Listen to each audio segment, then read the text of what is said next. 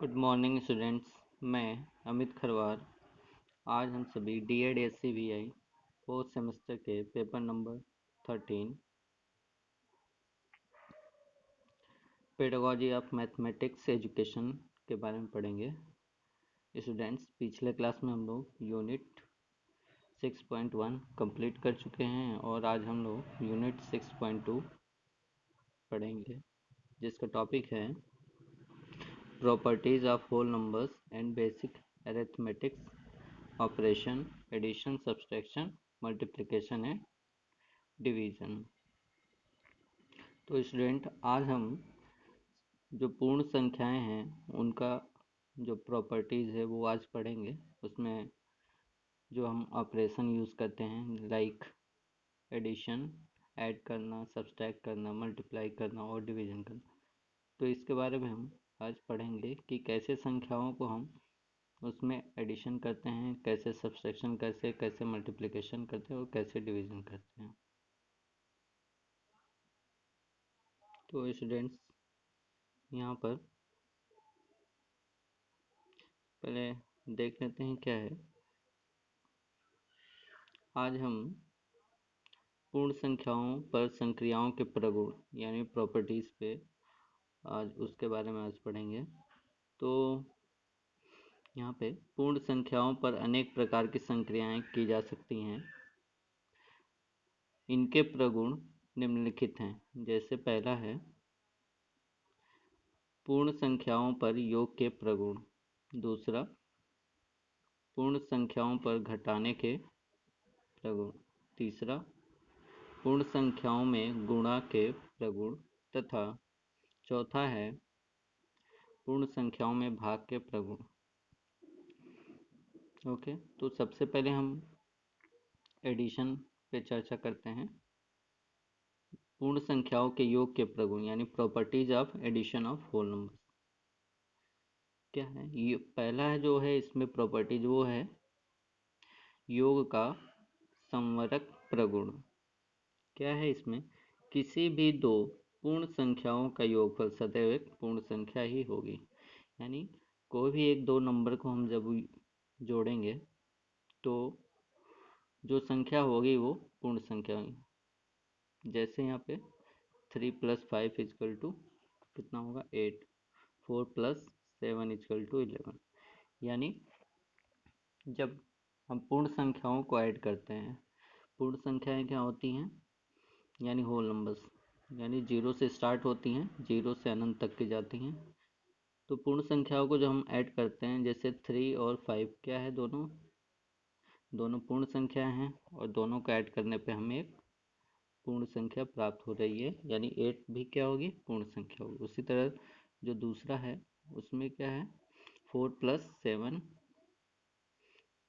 दोनों को जब ऐड कर रहे हैं और दोनों क्या है, ये संख्या है, ये दोनों पूर्ण संख्या हैं और दोनों को ऐड करने पे जो संख्या मिल रही है वो भी एक पूर्ण संख्या हो रही है।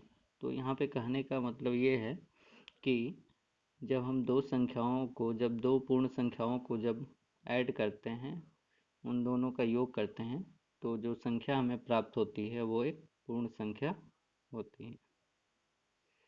आगे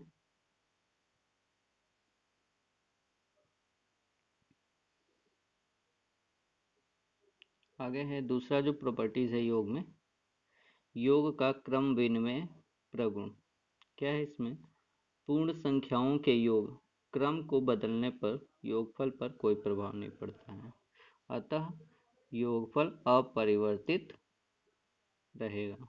यानी जो दो पूर्ण संख्याएं हैं, कोई भी पूर्ण संख्या है, उसको हम अगर ऐड कर रहे हैं, किस तरीके से, उसको ऑर्डर को चेंज करके, क्रम विनिमय यानी उसके क्रम को हम चेंज कर रहे हैं। जैसे यहाँ पे है 4, पहला वाला में है क्या है, 4+3 कितना आएगा 7। उसी तरह पहले किया था 4 था, लेकिन अब हम यहाँ पे चेंज कर देते हैं इसके क्रम को। पहले अब हम 3 कर लेते हैं, यानी 3+4 तो इसका भी जो वैल्यू होगा वो कितना होगा, 7 होगा। ठीक, उसी तरह दूसरा जो एग्जांपल है वो है 5+3 इक्वल टू 8 या 3+5 इक्वल टू 8। यानी यहाँ पे हम देख रहे हैं कि संख्याओं का क्रम बदलने पे उसके रिजल्ट पर कोई प्रभाव नहीं पड़ रहा। ठीक, तो ये दूसरा जो प्रॉपर्टीज था वो था योग का क्रम विनिमय प्रगुण। तीसरा जो है एडिशन में वो है, तीसरा प्रॉपर्टीज एडिशन में योग का तत्समक अवयव। क्या है इसमें, योग के तत्समक अवयव का अर्थ, यदि किसी पूर्ण संख्या में शून्य जोड़ दिया जाए तो संख्या पर कोई प्रभाव नहीं पड़ता है। यानी किसी संख्या में अगर हम शून्य जोड़ देते हैं तो उसमें कोई प्रभाव नहीं पड़ता है। जैसे एग्जांपल है 8+0 इक्वल टू कितना हो जाएगा, 8। यानी 8 में अगर हम 0 ऐड करेंगे तो संख्या क्या प्राप्त होगी, वही संख्या प्राप्त होगी। उसी तरह दूसरा एग्जांपल है 5+0 इक्वल टू 5, तो यहाँ पे कोई प्रभाव नहीं पड़ रहा है। ठीक, तो ये था योग का तत्समक अवयव। आगे जो है नंबर 4 है योग का साहचर्य प्रगुण। इस प्रगुण के अनुसार यदि तीन संख्याओं के योग में पहले दो संख्याओं के योगफल में तीसरी संख्या जोड़ें तो यह योगफल तीनों संख्याओं के योगफल के बराबर होगा। यानी कोई भी अगर तीन संख्या है उसको हम ऐड कर रहे हैं इंटरचेंज करके तो उस पर कोई भी प्रभाव नहीं पड़ता। जैसे तीन संख्याएं हैं पहले वाले में, ऊपर लिखा है 4+1+5, तो यहाँ पे क्या किया गया है, 4 को हम अलग किए हैं और 1+5 को ब्रैकेट में यानी एक साथ ऐड कर रहे हैं। तो यहाँ पे जब हम दोनों को ऐड करेंगे तो कैसे ऐड करेंगे, यानी 1+5 है तो 1+5 इक्वल टू कितना हो जाएगा, 6, और 6 में 4 ऐड कर दिए, कितना आ गया, 10 आ गया। ठीक, उसी तरह अब हम क्या किए हैं, 1 को 4 के साथ ऐड किए हैं। पहले अब क्या किए थे, 1 को 5 के साथ ऐड किए थे, लेकिन अब 1 को 4 के साथ ऐड करेंगे तो 1+4 मिलकर कितना हो जाएगा, 5, और प्लस आगे एक और 5 है, दोनों मिलकर कितना हो जाएगा, 10। तो यहाँ पे हम देख रहे हैं कि योग में नंबर्स को चेंज करने में उसके रिजल्ट पे कोई प्रभाव नहीं पड़ता है।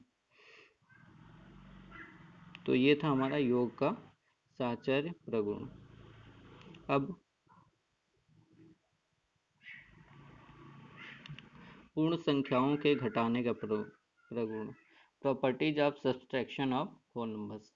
अभी तक हमने क्या पढ़ा था, properties of addition of whole numbers, यानी एडिशन पढ़ा था। अब सब्सट्रैक्शन का प्रॉपर्टीज पढ़ेंगे। इसमें क्या है, पहला जो प्रॉपर्टीज है घटाने में, क्या है, घटाने के संवरक प्रगुण। इस प्रगुण के अनुसार दो पूर्ण संख्याओं के घटाने पर प्राप्त संख्या सदैव पूर्ण संख्या नहीं हो सकती। क्या कर रहे हैं यहाँ पे, दो पूर्ण संख्याओं को घटाने पर सदैव पूर्ण संख्या प्राप्त नहीं हो सकती है।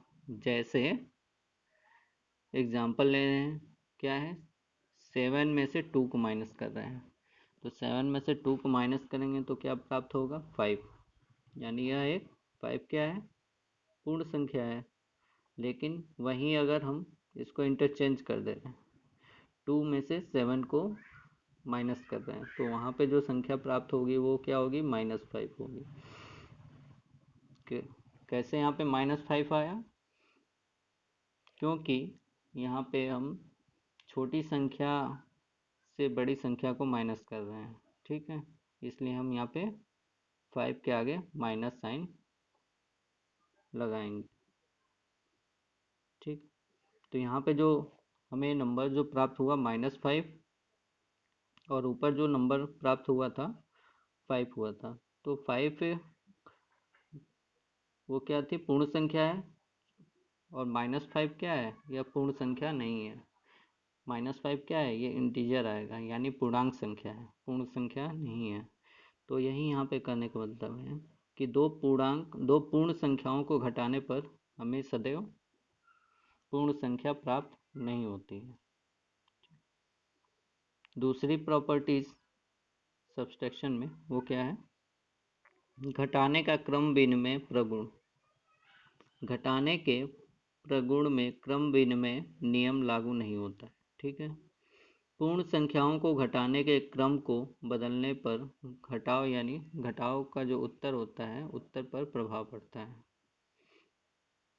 कैसे, जैसे यहाँ पे एग्जाम्पल में है 4 - 5, दो संख्याएं हैं, एक है 4 दूसरी है 5, यानी 4 में से जब हम 5 को घटाएंगे तो हमें जो संख्या प्राप्त होगी वो होगी -1।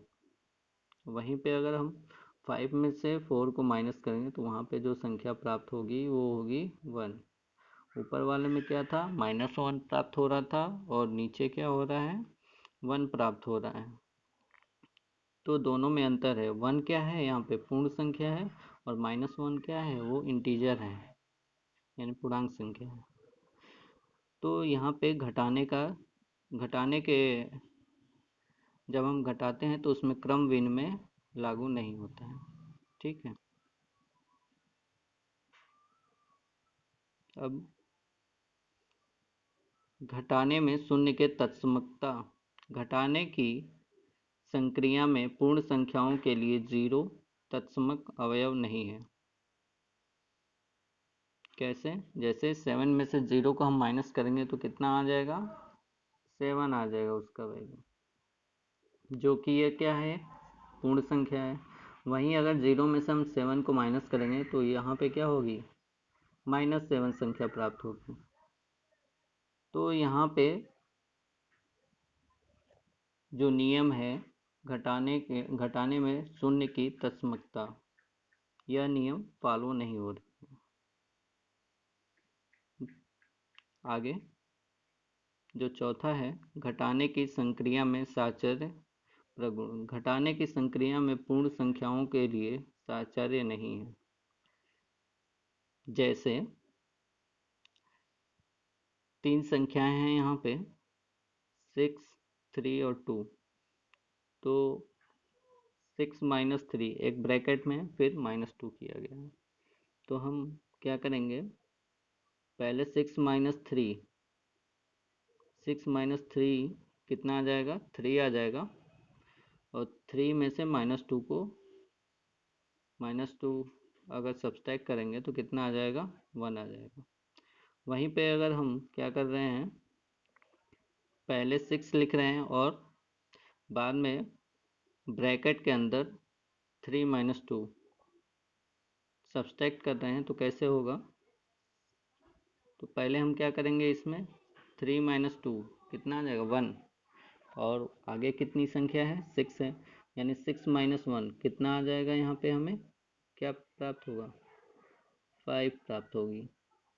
तो यहाँ पे देख रहे हैं, यहाँ पे भी ये नियम लागू नहीं हो रहा है, यानी घटाने में साहचर्य जो प्रगुण है वो लागू नहीं हो रहा है, ठीक। अब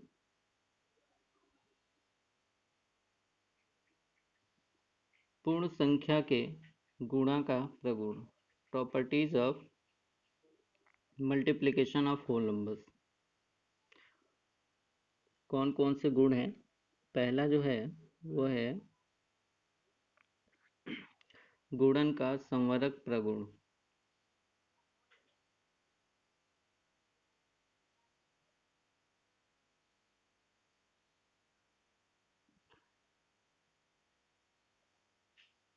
क्या है इसमें, गुणन का संवरक प्रगुण में पूर्ण संख्याओं का गुणन संवरक प्रगुण के नियम का पालन करता है, क्योंकि दो पूर्ण संख्याओं का गुणनफल एक पूर्ण संख्या होती है।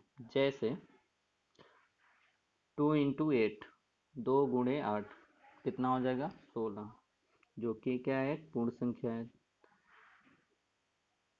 आगे 3 × 4 = 12, 3 × 9 = 18, यहाँ पे देख रहे हैं कि किसी भी पूर्ण संख्या का अगर हम गुणा कर रहे हैं तो जो संख्या प्राप्त हो रही है वो क्या हो रही है, पूर्ण संख्या प्राप्त हो रही है। दूसरा जो नियम है वो है गुणन का क्रम विनिमय प्रगुण।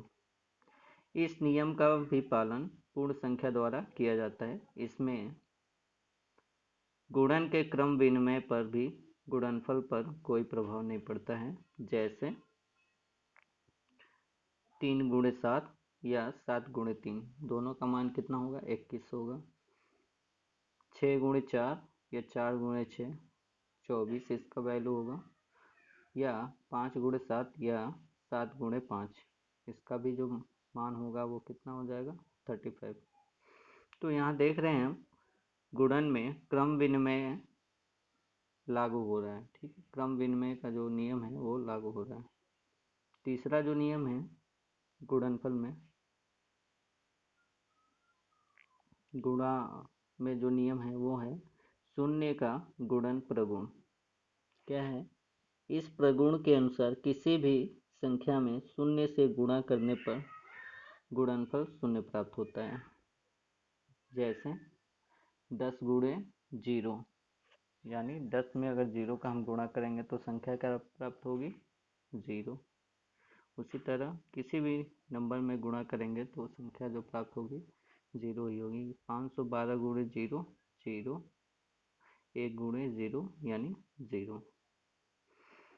तो यहाँ पे शून्य का गुणन प्रगुण जो है वो लागू हो रहा है। अगला जो प्रॉपर्टीज है वो है गुणनफल में गुणन का तत्समक अवयव।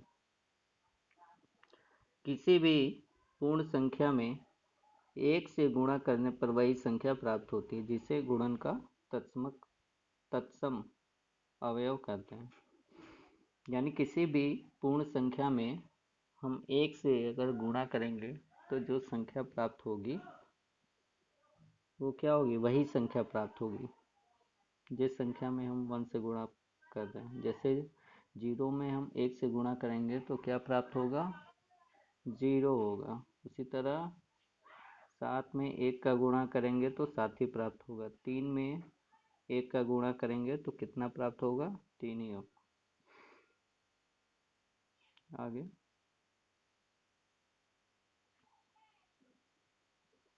गुणन का साहचर्य प्रगुण।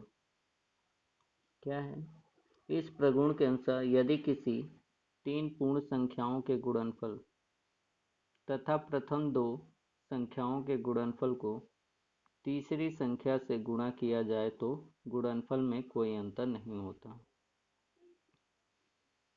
जैसे 3 संख्याएं यहाँ पे लिया गया है, कौन कौन सी हैं, जैसे हम देख रहे हैं एग्जाम्पल में 3 है, 4 है और 5 है।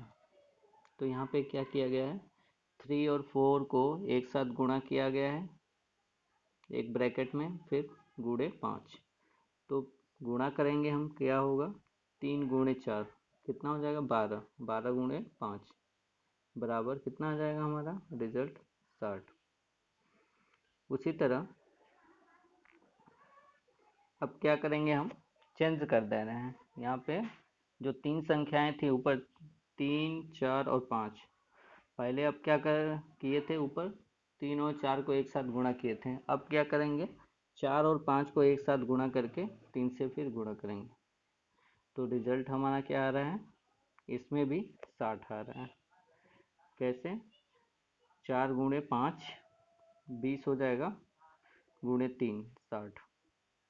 तो यहाँ पे हम देख रहे हैं कि साहचर्य जो प्रगुण है वो यहाँ पे गुणन में लागू हो रहा है। ठीक, अगला जो है छठवां जो है गुणन संक्रिया का योग पर वितरण नियम। क्या है यह, इसमें पूर्ण संख्याओं के लिए गुणन संक्रिया का योग वितरण होता है। जैसे यहाँ पे 3 संख्याएं हैं, 4 है, 2 है और 5 है। तो क्या किया गया है, यहाँ पे 4 ब्रैकेट में 2 + 5। तो इसको हम हल करने के लिए क्या करेंगे, 4 को हम हटाने दे रहे हैं। अब क्या कर रहे हैं, इसमें 2 + 5 यानी 2 और 5 को ऐड करेंगे तो कितना हो जाएगा, 7 आएगा। और 7 गुणे 4 कितना हो जाएगा, 28। इसका वैल्यू कितना आ गया, 28। उसी तरह अब क्या करेंगे, इसमें जो दूसरा जो नियम है या जो दूसरे जो नियम है सॉल्व करने का, वो क्या किया गया है इसमें, 4 जो ऊपर ब्रैकेट में था 2 + 5, इसमें ब्रैकेट को हटाया गया है, यानी 4 गुणे 2। जब ब्रैकेट हटाएंगे तो क्या करेंगे, 4 गुणे 2 प्लस प्लस का साइन है बीच में, तो प्लस का यहाँ पे हम लोग साइन ऊपर ऐड कर देंगे। फिर 4 गुणे 5 यानी 4 दूना कितना हो गया, 8 हो गया, जैसा यहाँ देख रहे हैं। प्लस 4 गुणे 5 यानी 20, यानी यहाँ इसका भी वैल्यू कितना आ गया, 28। तो दोनों का जो रिजल्टेंट है वो क्या है, 28 ही आ रहा है।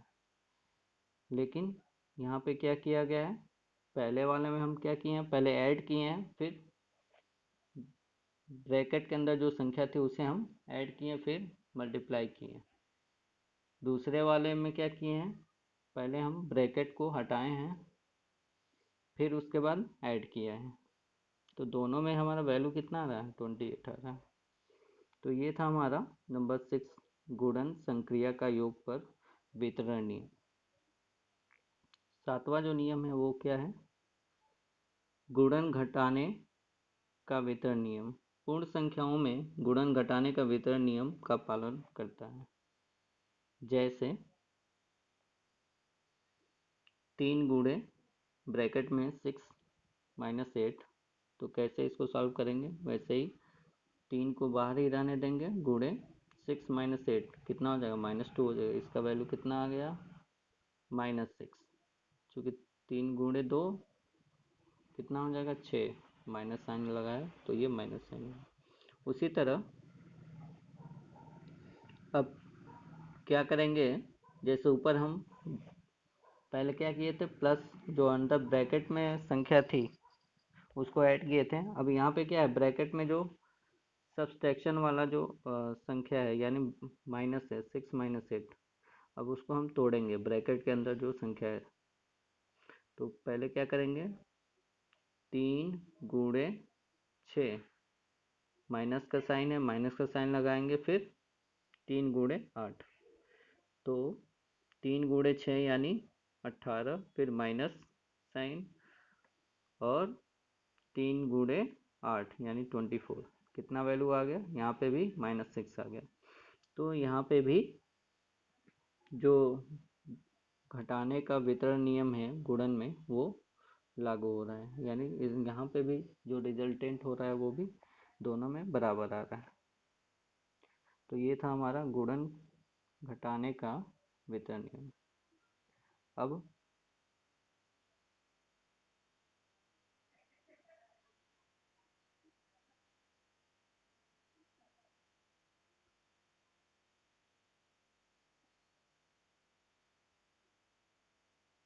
पूर्ण संख्याओं के भाग का प्रगुण, properties of division of whole numbers. इसमें क्या है, पहला, भाग की संक्रिया में संवरक प्रगुण। किसी पूर्ण संख्या से दूसरी पूर्ण संख्या से भाग देने पर सदैव पूर्ण संख्या नहीं प्राप्त होती है, अतः यह प्रगुण भाग संक्रिया पूर्ण संख्या का संवरक नहीं है। यानी इसमें कह रहा है कि किसी भी दो पूर्ण संख्याओं को डिवाइड करने पर जो हमें संख्या प्राप्त होगी वो पूर्ण संख्या प्राप्त नहीं होगी। जैसे 5 में 6 का भाग देंगे तो कितना आएगा, ये पूर्ण संख्या नहीं होगी, दशमलव संख्या में आएगा। उसी तरह 2 को 5 से भाग देंगे तो यहाँ भी जो संख्या हमें प्राप्त होगी वो भी पूर्ण संख्या प्राप्त न होगी, या 5 को 8 से भाग देंगे तो भी हमें पूर्ण संख्या प्राप्त नहीं होगी। तो इसमें कहा गया है उपरोक्त भाग संक्रियाओं को करने पर पूर्ण संख्या प्राप्त नहीं होगी। दूसरा जो है क्या है नियम, इसमें शून्य से पूर्ण संख्याओं में भाग, किसी भी संख्या में शून्य से भाग देने की प्रक्रिया को परिभाषित नहीं किया जा सकता। यानी किसी भी संख्या में अगर हम शून्य से भाग दे रहे हैं तो उसे हम परिभाषित नहीं कर सकते हैं। जैसे 9/0, 8/0 या 16/0 आदि इस तरह की जो संख्याएं हैं, इनको भाग देने पे हमें जो संख्या प्राप्त होगी वो क्या होगी, अनंत संख्या प्राप्त होगी। यानी 0 से 9 को भाग देंगे,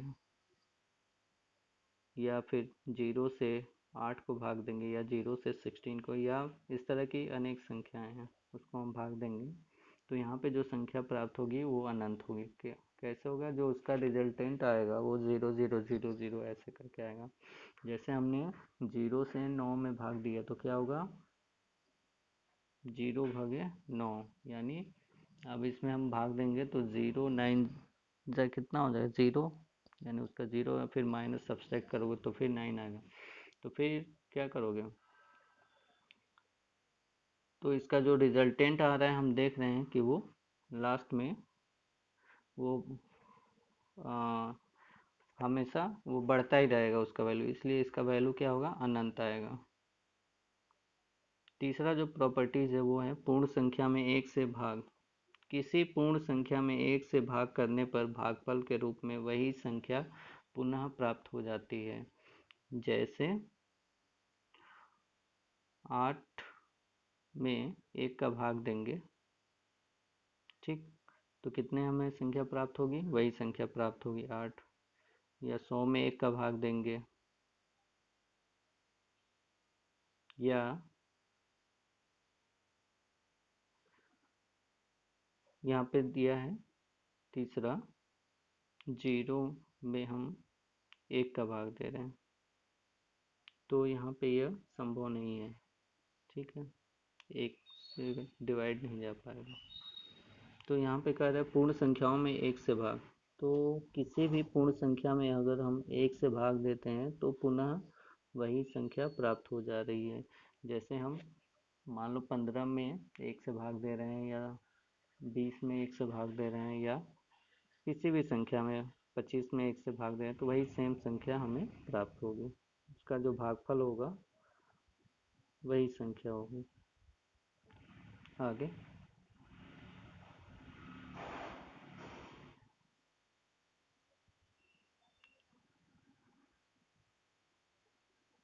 क्या है इसमें, शून्य में किसी शून्येतर पूर्ण संख्या से भाग, किसी पूर्ण संख्या से शून्य में भाग देने पर भागफल शून्य प्राप्त होता है। जैसे 0/11, 0/8, 0/1 कितना है, इकाई दहाई सैकड़ा हजार 10,000, 1,002 से भाग दे रहे हैं, तो यानी किसी भी संख्या से अगर हम 0 में भाग देंगे तो वो संख्या क्या होगी, 0 ही प्राप्त होगी। ठीक, जैसे यहाँ पे जो भी एग्जांपल लिए गए इससे 11 से जैसे हम 0 में भाग दे रहे हैं या 8 से भाग दे रहे हैं तो सेम वही 0 ही संख्या प्राप्त होगी। यानी किसी पूर्ण संख्या से शून्य में भाग दे रहे हैं तो हमारा जो भागफल आ रहा है वो शून्य ही प्राप्त हो रहा है। पांचवा जो है प्रॉपर्टीज वो है किसी शून्येतर पूर्ण संख्या में उसी शून्येतर पूर्ण संख्या का भाग देना, किसी शून्येतर पूर्ण संख्या को उसी शून्येतर पूर्ण संख्या से भाग देने पर भागफल सदैव 1 आता है। यानी उस संख्या को उसी संख्या से हम डिवाइड कर रहे हैं तो जो भागफल होगा वो हमेशा 1 ही आएगा। जैसे 2 है, 2 में 2 का भाग देंगे, या 5 है, 5 में 5 का भाग देंगे। ये उसी तरह यहाँ पे 101 में 101 का भाग देंगे तो वही संख्या, 500 में 501 500 का भाग देंगे तो 1 ही प्राप्त होगा। तो ये जो प्रॉपर्टीज थी पांचवा भाग में, वो क्या थी, किसी शून्येतर पूर्ण संख्या से उसी शून्येतर पूर्ण संख्या का भाग देना, यानी किसी संख्या में उसी संख्या से भाग देना तो उसका जो भागफल होगा, रिजल्टेंट होगा, वो 1 आएगा। अब तो आज के टॉपिक में हम लोगों ने यहाँ पे पढ़ा जैसे पूर्ण संख्याओं का addition, subtraction, multiplication and division. इस तरह की जो प्रॉपर्टीज़ है, इसमें कौन कौन से प्रॉपर्टीज़ फॉलो होते हैं, कौन कौन से प्रगुण फॉलो किए जाते हैं, या कौन कौन से नियम हैं इसमें, उसके बारे में हमने आज पढ़ा। उससे रिलेटेड हम कुछ यहाँ पे रिजल्ट प्राप्त किए हैं, जिसमें जो चौथे नंबर पे है, क्या है, किसी भी दो पूर्ण संख्याओं का योगफल सदैव एक पूर्ण संख्या ही होगी। ये हमने पढ़ चुका है योग वाले में। क्या है, दो पूर्ण संख्याओं का योगफल, जैसे 2 + 4 मिलकर 6 हो गया। 2 और 4 क्या है, पूर्ण संख्या है, और 6 भी क्या होगी, पूर्ण संख्या होगी। उसी तरह पांचवा, इसमें क्या कहा गया है, पूर्ण संख्याओं के योग क्रम को बदलने पर योग पर कोई प्रभाव नहीं पड़ता है। जैसे 2 + 5 या 5 + 2, दोनों में रिजल्ट कितना आएगा, 7 आएगा, तो उस पर कोई प्रभाव नहीं पड़ेगा। नंबर 6 में, योग के तत्समक अवयव का अर्थ, यदि किसी पूर्ण संख्या में शून्य जोड़ दिया जाए तो संख्या पर कोई प्रभाव नहीं पड़ता है। यानी किसी पूर्ण संख्या में अगर हम 0 ऐड कर दें तो उसमें उस संख्या में कोई प्रभाव नहीं आता है। ठीक है, जैसे 2 में 0 ऐड कर दिए तो उसका जो रिजल्ट होगा 2 ही होगा। 5 में 0 ऐड किए तो 5 ही होगा। नेक्स्ट नंबर 7, क्या है इसमें, दो पूर्ण संख्याओं को घटाने पर प्राप्त संख्या सदैव पूर्ण संख्या नहीं हो सकती है। जैसे यहाँ पे कह रहा है, दो पूर्ण संख्याओं को घटाने पर प्राप्त संख्या सदैव पूर्ण संख्या प्राप्त नहीं हो सकती है। यानी हमेशा जरूरी नहीं है कि हमें पूर्ण संख्या ही प्राप्त हो। जैसे 7 में से 2 को माइनस करेंगे तो कितना आ जाएगा, 5 आएगा। वहीं अगर 2 में से 7 को माइनस करेंगे तो हमारा रिजल्टेंट आएगा, कितना आ जाएगा, -5। ठीक है, तो यहाँ पे जो -5 आया वो क्या था, पूर्ण संख्या नहीं है। 8वां, घटाने के प्रगुण में क्रम विनिमय नियम लागू नहीं होता है। यानी जब हम सब्सट्रैक्ट कर रहे हैं तो उसमें क्रम विनिमय लागू नहीं है। एडिशन में तो लागू हो रहा है लेकिन सब्सट्रैक्शन में नहीं होगा। जैसे 4 में से 2 को माइनस करोगे तो आप क्या प्राप्त करोगे, 2 प्राप्त होगा। लेकिन वहीं 2 में से 4 को माइनस करोगे तो वहाँ पे आपको -2 प्राप्त होगा। तो जो रिजल्टेंट हमारा हो रहा है वो दोनों इक्वल नहीं है, तो क्रम विनिमय इसमें लागू नहीं होगा घटाने के। 9वां जो है वो है, घटाने की संक्रिया से पूर्ण संख्याओं के लिए 0 तत्समक अवयव नहीं है। कैसे नहीं है, जैसे 7 - 0 = कितना आ गया, 7 आ गया। वहीं अगर हम 0 - 7 करेंगे तो वैल्यू जो होगा, यानी रिजल्टेंट हो हमारा -7। तो यहाँ पे 0 तत्समक अवयव नहीं होगा। 10वां, दो पूर्ण संख्याओं का गुणनफल एक पूर्ण संख्या होती है। हमने देखा है 2 × 4 कितना होगा, 8। ये क्या होगी, एक पूर्ण संख्या होगी। 6 × 5 30, ये भी एक पूर्ण संख्या है।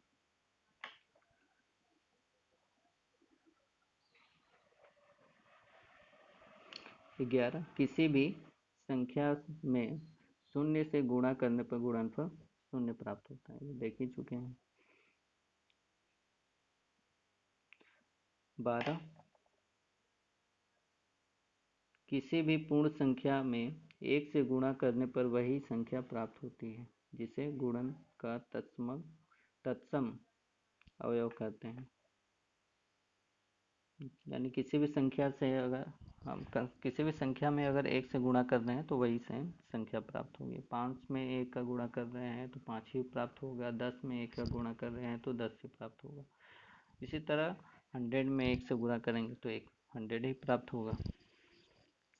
नंबर 13, इसमें क्या है, किसी भी संख्या के शून्य से भाग देने की प्रक्रिया को परिभाषित नहीं किया जा सकता है। यानी कोई भी संख्या में अगर हम शून्य से भाग दे रहे हैं तो उसको हम परिभाषित नहीं कर सकते हैं। उसको हम परिभाषित इसलिए नहीं करते कि जो हमारा रिजल्टेंट आएगा वो अनंत आएगा। ठीक है।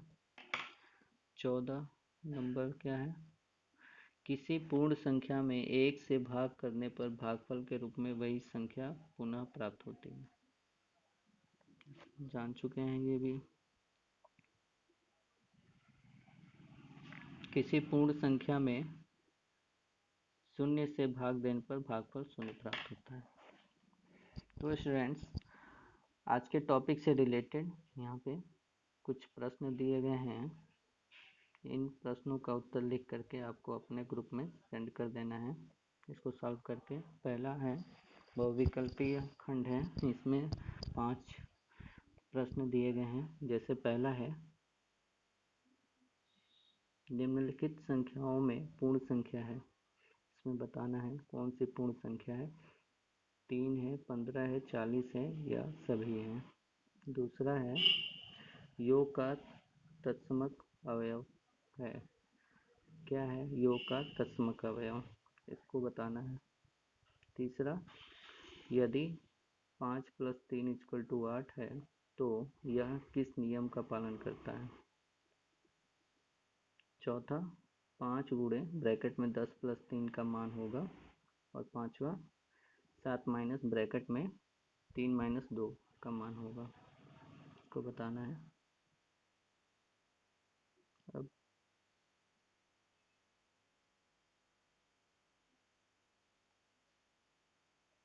नीचे लघुत्तरीय प्रश्न में पहला जो प्रश्न है, क्या है, योग के क्रम विनिमय प्रगुण को उदाहरण सहित समझाइए।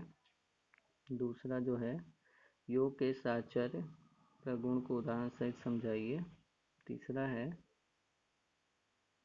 घटाने में शून्य की तत्समकता प्रगुण को लिखिए। चौथा,